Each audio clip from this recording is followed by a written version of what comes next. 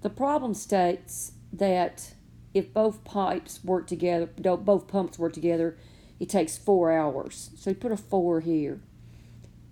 If the constant rate of one pump was 1.5 times the constant rate of the other, so I don't know anything about one of the pumps, and I'm going to call that would actually be the faster pump. I'm going to let that be X.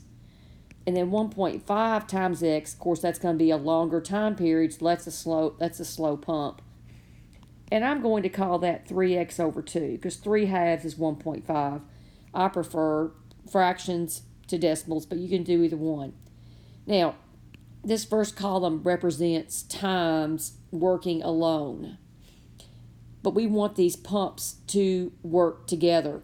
So this second column is the rate, and that's the rate working with another pump. And the way you find that rate, it's always the reciprocal of the time column. So this would be 2 over 3x. That's always the case. Of course, x is x over 1. Reciprocal would be 1 over x. And then reciprocal of 4 would be 1/4. Your equation always comes from the last column, the rate. We're talking about pumps working together, so you will use addition. So you take 2 over 3x, the slow pump, plus the fast pump equals the total time, which is 1/4.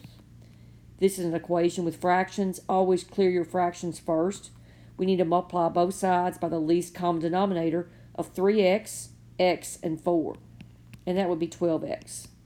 So multiply 3 by 12x here, multiply that by 12x, and this one by 12x. Here the x's cancel. 3 will go into 12 4 times. 4 times 2 is 8, plus x's cancel. 12 times 1 is 12.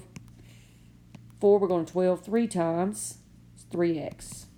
So that's 20 equals 3x. That's 20 divided by 3 equals x. X represents the faster pump, and that's what you're asked to find.